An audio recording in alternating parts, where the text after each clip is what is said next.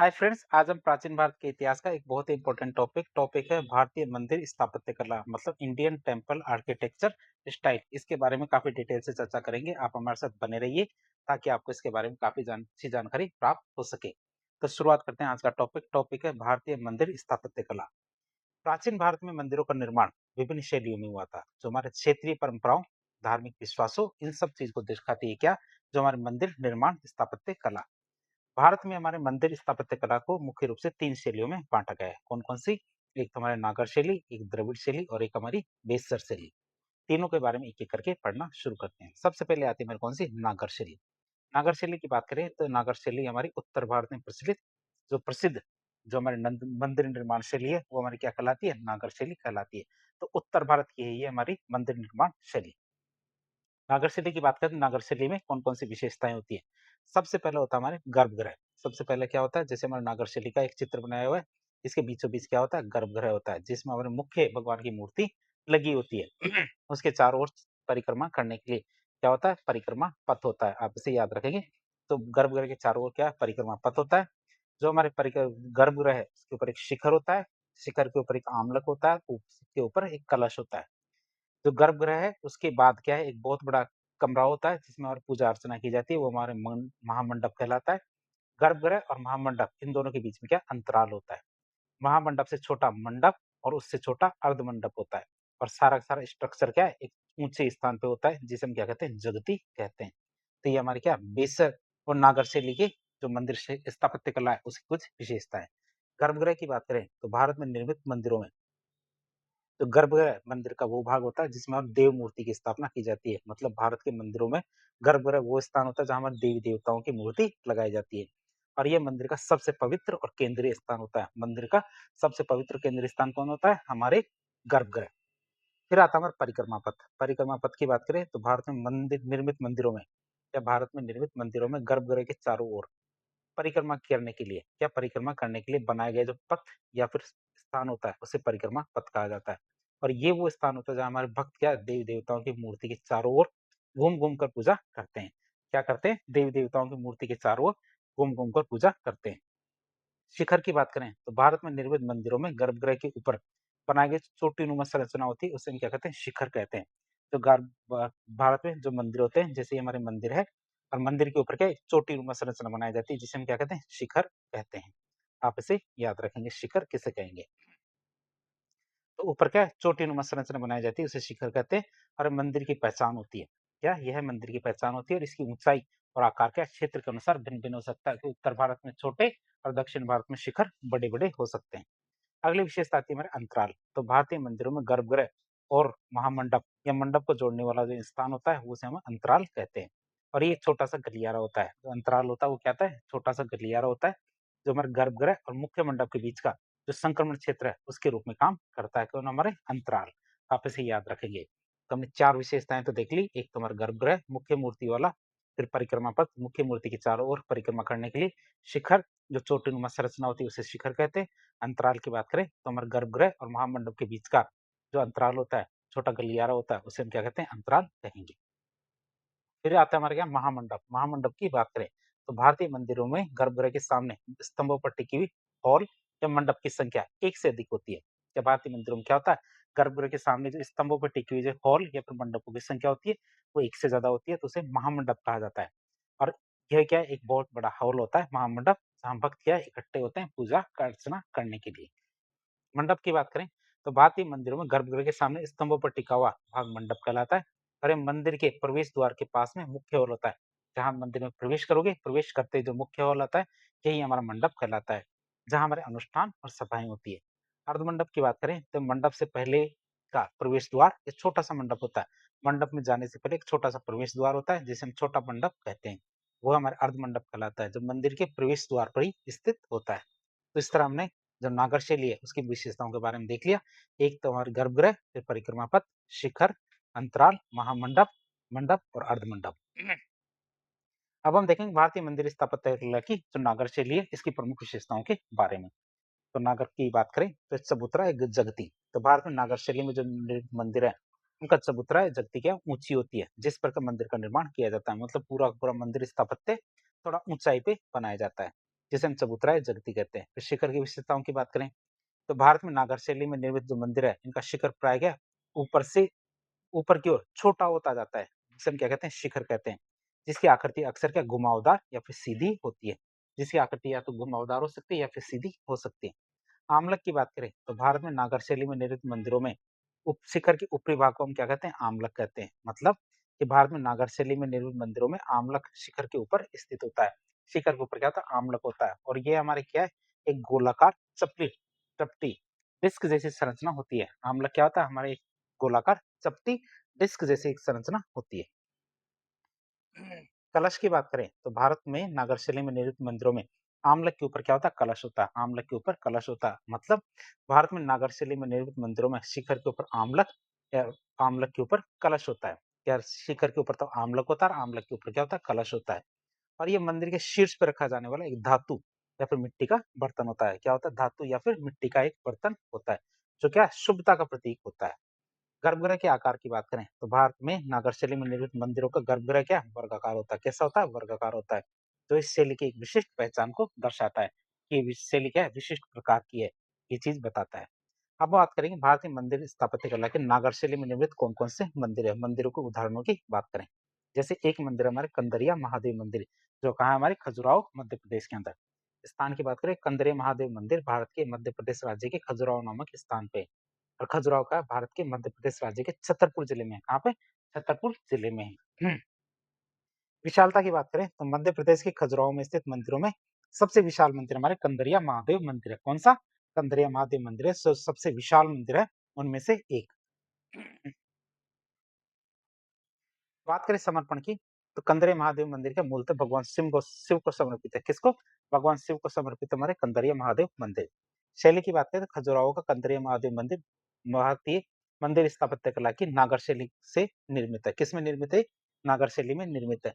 निर्माण काल की बात करें तो खजुराहो के कंदरिया महादेव मंदिर का निर्माण 1025 ईस्वी से 1050 ईस्वी के बीच में होता मतलब 25 साल में बनकर ये मंदिर तैयार हुआ था। निर्माता की बात करें तो खजुराहो के कंदरिया महादेव मंदिर का निर्माण चंदेल वंश के शासक विद्याधर ने करवाया था। तो आपको जूम करके दिखा देते कंदरिया महादेव मंदिर। इसमें आपको सारी विशेषताएं देखने को मिलती है नागर शैली की, जिसमें हमारी ये आमलक है, ये कलश है, ये शिखर है, ये गर्भगृह है, ये प्रदक्षिणा पथ है, ये हमारी जगती है जो ऊंचा स्थान होता है, ये हमारे अंतराल है, ये हमारे महामंडप मंडप अर्धमंडप। तो ये इस दिशा में देखता हुआ मंदिर है। तो इस तरह की देखिए तो नागर शैली की सभी विशेषताओं के साथ हमारी कंदरिया महादेव मंदिर देखने को मिल सकता है आपको।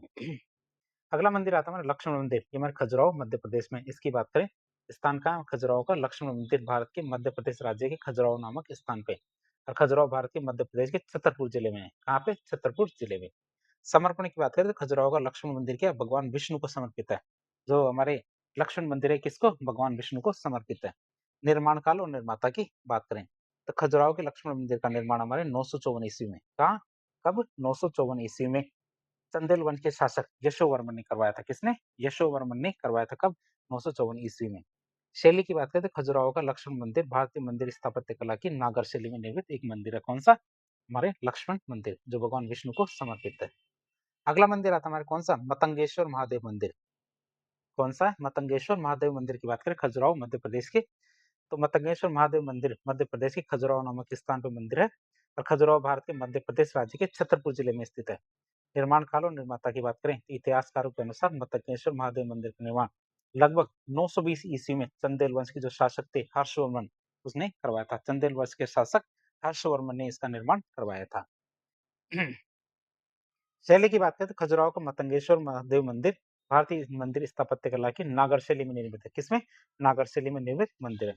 शिवलिंग की ऊंचाई की बात करें तो खजुराहो के मतंगेश्वर महादेव मंदिर में स्थित जो शिवलिंग है इसकी ऊंचाई कितनी 18 फीट है। आप इसे याद रखेंगे जो मतंगेश्वर महादेव मंदिर में शिवलिंग है इसकी ऊंचाई कितनी 18 फीट है। तो इसको काफी ज्यादा विशेष बनाती है। 18 फीट का शिवलिंग है इस मंदिर के अंदर। फिर सहस्त्रबाहु मंदिर की बात करें जो हमारे ग्वालियर मध्य प्रदेश में स्थान की बात करें तो सहस्त्रबाहु मंदिर मध्य प्रदेश के ग्वालियर में स्थित है। ग्वालियर भारत के मध्य प्रदेश राज्य के ग्वालियर में है। यह आप याद रखेंगे ग्वालियर जिले में। समर्पण की बात करें तो ग्वालियर का सहस्त्रबाहु मंदिर भगवान विष्णु को के जो पद्मनाभ रूप है उसको समर्पित है। किसके पद्मनाभ रूप है भगवान विष्णु का उसको समर्पित हमारे सहस्त्रबाहु मंदिर जो हमारे कहा ग्वालियर में है। निर्माता और काल की बात करें, चित्र में आप जो सहस्त्रबाहु मंदिर को देख रहे हैं, निर्माता और काल की बात करें तो ग्वालियर से मिले अभिलेख के अनुसार देखें तो ग्वालियर के सहस्त्रबाहु मंदिर का निर्माण कच्छपघात वंश के शासक महिपाल ने सन 1093 ईस्वी में कराया था। कब? 1093 ईस्वी में कराया था। किसने? कच्छपघात वंश के शासक महिपाल ने। अन्य नाम की बात करें तो ग्वालियर के सहस्त्रबाहु मंदिर को सास बहू का मंदिर या सास बहू मंदिर भी कहा जाता है। जो हमारे क्या है उसका एक लोकप्रिय नाम है, किसका? सहस्त्रबाहु। तो सहस्त्रबाहु नाम क्या है जो हमारे बिगड़ते बिगड़ते क्या सास बहू के नाम से प्रसिद्ध हो गया था। जैसे सास बहू का मंदिर सास बहू मंदिर भी कहते हैं। शैली की बात करें तो ग्वालियर का सहस्त्रबाहु मंदिर भारतीय मंदिर स्थापत्य कला की नागर शैली में निर्मित मंदिर है। चंदेल वंश का संबंध की बात करें तो खजुराहो मंदिर का निर्माण चंदेल वंश के शासकों ने कराया था। आप इसे याद रखेंगे। तो हमारे खजुराहो मंदिर है, इनका निर्माण क्या हमारे चंदेल वंश के शासकों ने करवाया था। राजधानी की बात करें तो खजुराहो चंदेल वंश के शासकों की धार्मिक राजधानी हुआ करती थी। जो हमारे खजुराहो क्या थी, हमारे चंदेल वंश के जो शासक थे उनकी धार्मिक राजधानी हुआ करती थी। जबकि उनकी राजनीतिक राजधानी कौन थी? महोबा। उनकी राजनीतिक राजधानी थी महोबा, जबकि हमारी धार्मिक राजधानी क्या थी? हमारी खजुराहो। बात करें महोबा के स्थान की, महोबा कहाँ पड़ता है? भारत के उत्तर प्रदेश राज्य के महोबा जिले में एक प्राचीन शहर था। कौन सा? महोबा। दूसरी शैली आती है कौन सी हमें? द्रविड़ शैली। द्रविड़ शैली की बात करें तो द्रविड़ शैली दक्षिण भारत में प्रचलित मंदिर निर्माण की शैली थी।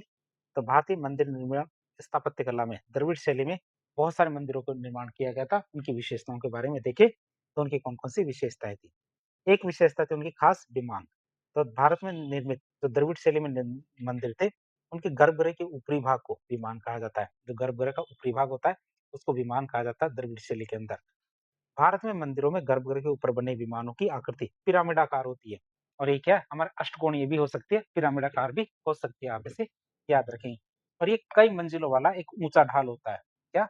कई मंजिलों वाला एक ऊंचा ढांचा होता है। कौन सा? विमान। फिर गोपुरम या गोपुर की बात करें तो भारत में द्रविड़ शैली में निर्मित जो मंदिर है, क्या भारत में द्रविड़ शैली में निर्मित मंदिरों के प्रवेश द्वार को गोपुरम या गोपुर कहा जाता है। तो ये हमारे विशाल और भव्य मीनारनुमा संरचनाएं होती है। जो हमारे गोपुर या गोपुरम क्या है? हमारे भव्य और विशाल क्या है? मीनारनुमा संरचना होती है।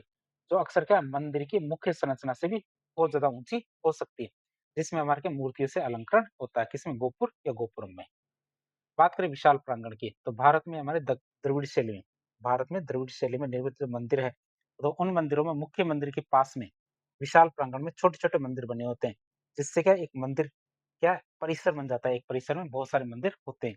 तो विशाल प्रांगण होता है हमारे द्रविड़ शैली के अंदर। तो आप चित्र में भी देख सकते हैं द्रविड़ शैली के जो मंदिर है जिसमें जो प्रवेश द्वार होता है उसे गोपुरम कहते हैं। और चारों दिशाओं में हो सकते हैं। चारों दिशाओं में हमारे गोपुरम हो सकते हैं। मंदिर प्रांगण में छोटे छोटे मंदिर होते हैं। फिर हमारे क्या तालाब होना कंपल्सरी है। क्या तालाब होना कंपल्सरी है। फिर बात करें गर्भगृह की तो गर्भगृह के ऊपर विमान होता है। ये अष्टकोणीय या पिरामिडाकार भी हो सकता है। इसके आगे हमारे मंडप और उसके आगे अर्ध मंडप हो सकता है।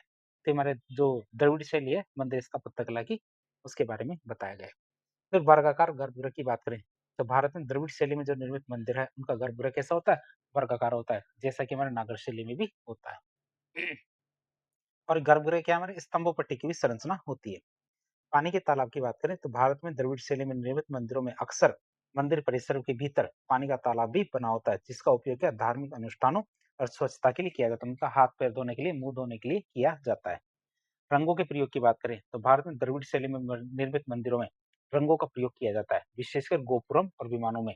जिससे वे बहुत ज्यादा आकर्षक और जीवंत लगते हैं। मतलब क्या गोपुरम में क्या हमारे चटकीले रंगों का प्रयोग किया जाता है। अब बात करें द्रविड़ शैली के में निर्मित कौन-कौन से प्रसिद्ध मंदिर हैं, उनकी बात करें, विशिष्ट उदाहरणों की बात करें, तो एक उदाहरण आता है हमारे कौन-सा? बृहदेश्वर मंदिर जो हमारे तंजौर तमिलनाडु में है। तो चोल शासक राजराज प्रथम के द्वारा निर्मित ये हमारा बृहदेश्वर मंदिर, ये द्रविड़ शैली का सर्वोत्तम उदाहरण है। इसका विमान कैसा है? पिरामिडाकार पिरामिडनुमा शिखर है, जो इसको हम क्या कहते हैं? विमान कहते हैं। ये अत्यंत विशाल और बहुमंजिला है। इसमें क्या है? एक विशाल नंदी मंडप और क्या है? भव्य गोपुरम। इसमें क्या है? एक विशाल क्या है? नंदी मंडप है और ये क्या है? भव्य गोपुरम। फिर महाबलीपुरम के तट मंदिर की बात करें जो हमारे कहाँ तमिलनाडु में है। तो ये पल्लव शासकों के द्वारा निर्मित प्रारंभिक द्रविड़ शैली के उदाहरण है। जिसमें क्या एकात्मक रथ मंदिर मिलते हैं। जिसमें हमारे क्या एकात्मक रथ मंदिर भी शामिल किए गए हैं। फिर बात करें मीनाक्षी अम्मान मंदिर की जो मदुरई तमिलनाडु में है। तो हमारे पांड्य शैली का एक बहुत ही उत्कृष्ट उदाहरण है क्या हमारे मीनाक्षी अम्मान मंदिर जो हमारे क्या मदुरई तमिलनाडु में है। जिसमें हमारे क्या कई विशाल गोपुरम और विशाल प्रांगण है। क्या हमारे जिसमें क्या कई विशाल गोपुरम है और क्या है हमारे विस्तृत प्रांगण किसे मीनाक्षी अम्मान मंदिर जो हमारे कहाँ है मदुरई के अंदर। फिर बात करें रामेश्वर मंदिर जो हमारे कहाँ है तमिलनाडु के अंदर, इसकी बात करें तो ये भी हमारे क्या भव्य गलियारों और गोपुरमों के लिए प्रसिद्ध है। तो दोनों शैली के बारे में देखा, नागर और द्रविड़ के बारे में। तीसरी शैली आती है कौन सी, बेसर शैली। तो तीसरी शैली क्या है, बेसर शैली, जो दोनों का मिश्रण है। तो बेसर शैली जिसे चालुक्य शैली भी कहते हैं। तो विंध्य और कृष्णा नदी के बीच में क्या, विंध्य और कृष्णा नदी के बीच में दक्कन क्षेत्र में विकसित हुई थी हमारी कौन सी, बेसर शैली। ये हमारे नागर और द्रविड़ शैलियों का एक संकर रूप है। निर्माण की बात करें, निर्माण शैली की, तो भारतीय मंदिर स्थापत्य कला की बेसर शैली में निर्मित मंदिरों का निर्माण नागर शैली में भी है, जिसका अर्थ है कि उनके मूल ढांचे और योजना में नागर शैली की विशेषताएं होती है।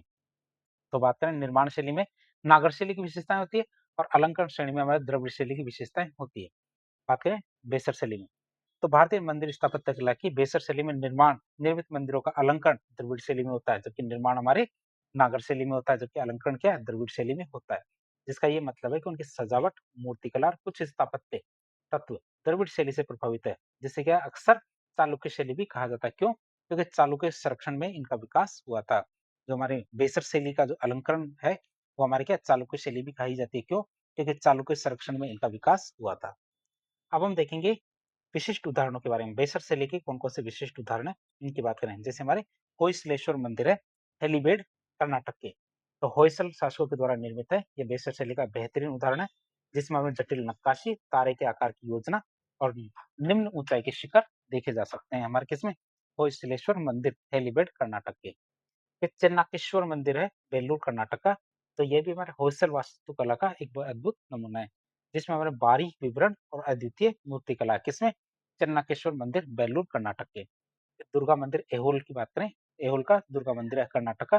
फिर चालुक्य वास्तुकला का एक बहुत ही प्रारंभिक उदाहरण है कौन सा, दुर्गा मंदिर एहोल कर्नाटक, जिसमें हमारे नागर और द्रविड़ दोनों शैलियों का तत्व देखने को मिलते हैं। किसमें, दुर्गा मंदिर एहोल के। फिर आता है हमारा विरूपाक्ष मंदिर जो हमारे पट्टाडकल कर्नाटक में है, तो वो हमारे क्या विरूपाक्ष मंदिर है। तो ये भी हमारे चालुक्य शासकों के द्वारा निर्मित एक यूनेस्को विश्व धरोहर स्थल है, जो हमारे बेसर शैली के विकास को दिखाता है। कौन सा, हमारे विरूपाक्ष मंदिर पट्टाडकल कर्नाटक। बात करें बेसर शैली की कौन कौन सी विशेषताएं होती है, तो शिखर या विमान की बात करें तो इसमें नागर शैली के घुमावदार शिखर, द्रविड़ शैली के पिरामिड नुमा विमान दोनों के तत्व देखने को मिलते हैं। तो इसमें क्या, हमारे नागर शैली के तो घुमावदार शिखर होते हैं और द्रविड़ शैली के पिरामिड नुमा विमान होते हैं, मतलब दोनों की विशेषताएं देखने को मिलती है। और ये अक्सर क्या एक गोलाकार या तारे के आकार की योजना पे आधारित है। ये हमारे क्या गोलाकार या फिर तारे के आकार की योजना पे आधारित है, और इसकी ऊंचाई नागर या फिर द्रविड़ शैली के मंदिरों की तुलना में थोड़ी कम होती है। इसकी ऊंचाई की बात करें तो नागर या फिर द्रविड़ शैली के जो मंदिर होते हैं इनकी ऊंचाई की तुलना में थोड़े कम होते हैं। योजना की बात करें तो मंदिर की योजना अक्सर क्या तारे के आकार की होती है, तारे नुमा आकृति में होते हैं हमारे जो हमारे बेसर शैली के जो मंदिर होते हैं। मूर्तिकला की बात करें तो अत्यधिक जटिल, महीन नक्काशीदार इसकी पहचान होती है। अत्यधिक जटिल होते हैं मंदिर, खासकर इनकी नक्काशी क्या महीन होती है, खासकर हमारे होयसल मंदिरों में देखने को मिलता है। मंडप की बात करें तो इसमें अक्सर 2 या अधिक मंडप होते हैं जो आपस में जुड़े होते हैं। प्रवेश द्वार की बात करें तो गोपुरमुखी भव्यता द्रविड़ शैली जितनी नहीं होती है। गोपुरमुखी भव्यता क्या है, द्रविड़ शैली जितनी नहीं होती। ऊंचाई की बात करें तो नागर और द्रविड़ शैलियों की तुलना में मंदिर की कुल ऊंचाई आमतौर पे कम ही रहती है। नागर और द्रविड़ शैलियों की तुलना में देखें तो मंदिरों की कुल ऊंचाई क्या आमतौर पे कम ही रहती, ज्यादा नहीं होती है। तो तीनों शैलियों के बारे में हमने देखा, अब तीनों शैलियों का एक तुलनात्मक अध्ययन देख लेते हैं। जैसे हमारी क्या है, नागर शैली जो उत्तर भारत की है, द्रविड़ शैली जो दक्षिण भारत की है, और बेसर शैली हमारे दक्कन या संकर है दोनों की बीच की। तो इनके भौगोलिक क्षेत्र की बात करें तो नागर शैली हमारी हिमालय से विंध्य तक है, मतलब उत्तर भारत में। द्रविड़ शैली कृष्णा नदी से कन्याकुमारी तक, मतलब दक्षिण भारत में। और बेसर शैली हमारे विंध्य से कृष्णा नदी तक दक्कन के क्षेत्र में हमारे बेसर शैली है। शिखरीय विमान की बात करें, नागर शैली में घुमावदार शंकुधारी मतलब ललित शिखर है, कोई क्षैतिज विभाजन नहीं होता, शीर्ष पर आमलक होता है, कलश होता है। ये हमारे नागर शैली में शिखरीय विमान की बात करें तो द्रविड़ शैली में पिरामिड नुमा कई क्षैतिज मंजिलें मतलब तलब होते हैं, और शीर्ष पर क्या स्तूपिका होती है, शीर्ष पर क्या स्तूपिका होती है द्रविड़ शैली में। बेसर की बात करें संकरित है, मतलब नागर द्रविड़ दोनों का मिश्रण है, गोलाकार या तारे की योजना या फिर निम्न ऊंचाई के होते हैं क्या, शिखर या विमान। फिर बात करें प्रवेश द्वार की, तो आमतौर पे हमारे जो नागर शैली है उसमें आमतौर पे साधारण प्रवेश द्वार होते हैं, कोई भव्य गोपुरम नहीं होता। द्रविड़ शैली में हमारे विशाल और भव्य गोपुरम होते हैं, मतलब मुख्य मंदिर से भी ऊंचे गोपुरम हो सकते हैं। बेसर शैली की बात करें तो मध्यम आकार के गोपुरम द्वार होते हैं या मध्यम आकार के प्रवेश द्वार होते हैं। द्रविड़ जितने भव्य नहीं होते और बेसर जितने छोटे भी वो हमारे नागर जितने छोटे भी नहीं होते। परिसर की बात करें तो नागर शैली में छोटी चारदीवारी या कभी-कभी कोई चारदीवारी भी नहीं होती। कई बार क्या खुला प्रांगण भी हो सकता है। द्रविड़ शैली की बात करें तो विशाल चारदीवारी से घिरा हुआ बड़ा परिसर होता है। बीच में क्या जलकुंड भी होता है। हमारी बेसर शैली की बात करें तो मध्यम में बड़े परिसर होते हैं, मध्यम से बड़े परिसर होते हैं, कई मंडप भी जिसमें हो सकते हैं बेसर शैली में। गर्भगृह की बात करें तो नागर शैली में हमारे वर्गाकार गर्भगृह, द्रविड़ में भी वर्गाकार और बेसर की बात करें तो आमतौर पर वर्गाकार या फिर आयताकार, कभी-कभी तारे के आकार की योजना का गर्भगृह भी हो सकता है। फिर जगती या मंच की बात करें तो नागर शैली में जगती मतलब मंदिर ऊंची चबूतरे बनाए जाते हैं, मतलब ऊंची जगती पे बनाए जाते हैं। द्रविड़ शैली में देखें तो मंदिर सीधे जमीन पे या फिर निम्न चबूतरे पे बनाए जाते हैं, ऊंचे चबूतरे पे नहीं बनाते। बेसर शैली की बात करें तो मंदिर आमतौर पे क्या एक ऊंचे चबूतरे पे निर्मित होते हैं। किस पे? एक ऊंचे चबूतरे पे निर्मित होते हैं। बात करें प्रमुख राजवंशों की जिन्होंने इनको संरक्षण दिया तो हमारे नागर शैली को किसने दिया? गुप्त, प्रतिहार, चंदेल, सोलंकी और कलिंग, इन राजवंशों ने संरक्षण दिया था किसको? नागर शैली को। द्रविड़ शैली की बात करें तो पल्लव, चोल, पांडे, विजयनगर और चेर, क्या पल्लव, चोल, पांडे, विजयनगर और चेर, इनके द्वारा इनको संरक्षण दिया किनको? हमारे द्रविड़ शैली को। और बेसर शैली की बात करें तो चालुक्य, राष्ट्रकूट, होयसल, चालुक्य, राष्ट्रकूट और होयसल, इन राजवंशों ने संरक्षण दिया किसको? बेसर शैली को।